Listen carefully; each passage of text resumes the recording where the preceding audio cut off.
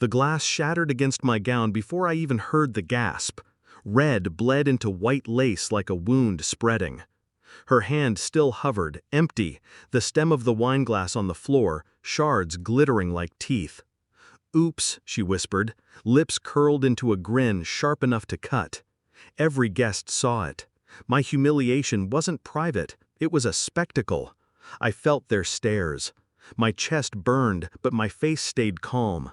She wanted a scene. She wanted tears. She wanted me to crumble before I even said I do. She had no idea I'd been waiting for this moment. The first time I met Margaret, she hugged me too tightly. Her perfume choked me, roses with rot underneath. She called me sweet girl and kissed my cheek, but her eyes inspected me the way you'd check fruit for bruises.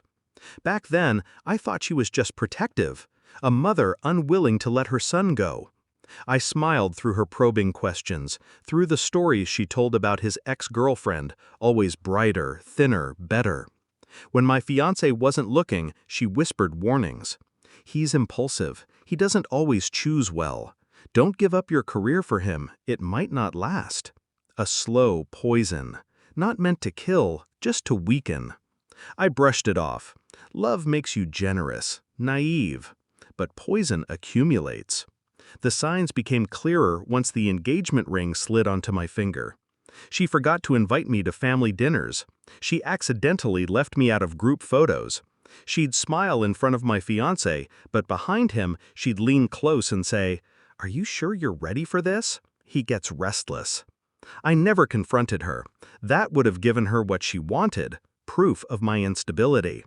Instead, I waited, and waited, because people like her can't help themselves.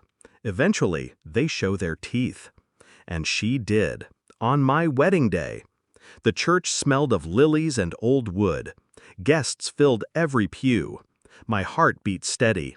I had rehearsed calm the way soldiers rehearse drills. Then, the glass, the spill, the grin. It wasn't an accident. It was her victory lap. But she underestimated me. I disappeared for 20 minutes. To the guests, I was the bride repairing her dress.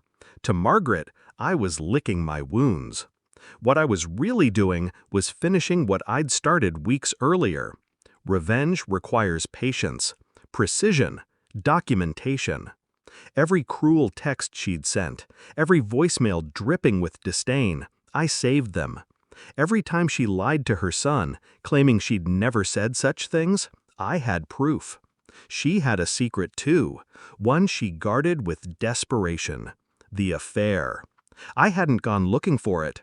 It fell into my lap one afternoon when her phone lit up beside me, her lover's name bold across the screen. A man not her husband, a man from her church choir. I didn't confront her. I gathered. Screenshots, photos, a copy of the hotel bill accidentally left in her purse. I built a case without a courtroom. And I chose my wedding day as the execution. I walked back into the reception hall not with a ruined gown, but with purpose. I'd changed into the backup dress I'd hidden away, a sleek ivory slip my seamstress had pressed just in case. Clean, untouched. Gasps followed me as I stepped back into the light. Whispers curled through the crowd. Margaret sat smug at her table, her wineglass refilled, her lipstick perfect. She thought she'd won. I took the microphone from the DJ. My hands didn't tremble. "Accidents happen," I said, eyes finding hers. "But secrets? Secrets always come out." I motioned to the projector screen behind me. My maid of honor, already on the plan, pressed play. The room went silent. First, a series of texts, her words in black and white. "She's not good enough for him. She's just after his money. I'll make sure this wedding doesn't happen." Gasps. A murmur rippled. Her husband shifted in his chair. Then, the photos. Margaret in a hotel lobby, leaning too close to a man who wasn't her husband. The timestamp visible in the corner. Finally, the voicemail. Her voice, unmistakable.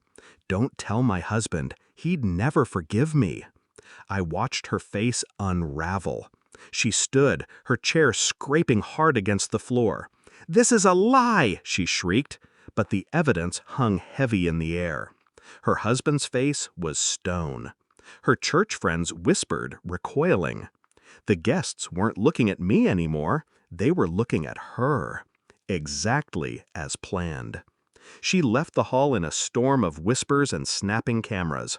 The red wine she'd spilled on me was nothing compared to the blood she'd spilled on her own name. The rest of the night felt different, freeing. My fiancé held me tighter. Guests toasted louder. The laughter was real, not polite. I danced until my feet ached, while Margaret's absence grew louder than any song.